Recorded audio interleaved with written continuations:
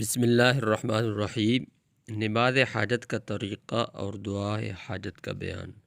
جس شخص کو اللہ تعالیٰ سے کوئی خاص حاجت یا اس کے کسی بندے سے کوئی خاص کام پیش آ جائے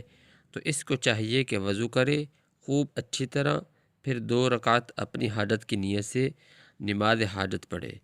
اس کے بعد اللہ تعالیٰ کی حمد و ثنا کرے اور رسول اللہ صلی اللہ علیہ وسلم پر صلاۃ و سلام بھیجے، یعنی درود و شریف پڑھے۔ اس کے بعد یہ دعا کرے: لا الہ الا اللہ الحلیم الکریم، سبحان اللہ رب العرش العظیم، الحمد للہ رب العالمین، اسألک موجبات رحمتک وعزائم مغفرتک والعصمۃ من کل ذنب والغنیمۃ من کل بر والسلامۃ من کل اثم، لا تدع لی ذنبا الا غفرتہ ولا ہما الا فرجتہ ولا حاجتا ہی لک رضا الا قضیتہا یا ارحم الراحمین۔ یہ دعا اور حدیث سنن ترمذی میں ہے، مروی ہے، روایت ہے، اور عبداللہ ابن ابی اوفا رضی اللہ عنہ سے روایت کی گئی ہے۔ ترجمہ اس دعا کا یہ ہے کہ اللہ کے سوا کوئی معبود نہیں،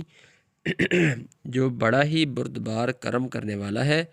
پاک ہے اللہ جو عرش عظیم کا رب مالک ہے، سب تعریف مخصوص ہے اللہ رب العالمین کے لیے۔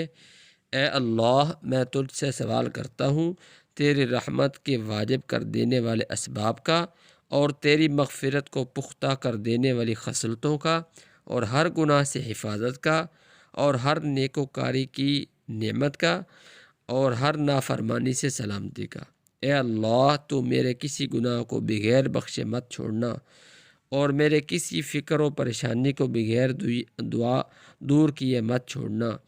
اور میری کسی ایسی حاجت کو جو تیری مرضی کے موافق ہو بغیر پورا کیے مت چھوڑنا۔ اے سب سے بڑے رحم کرنے والے، اللہ تعالی ہمیں عمل کرنے کی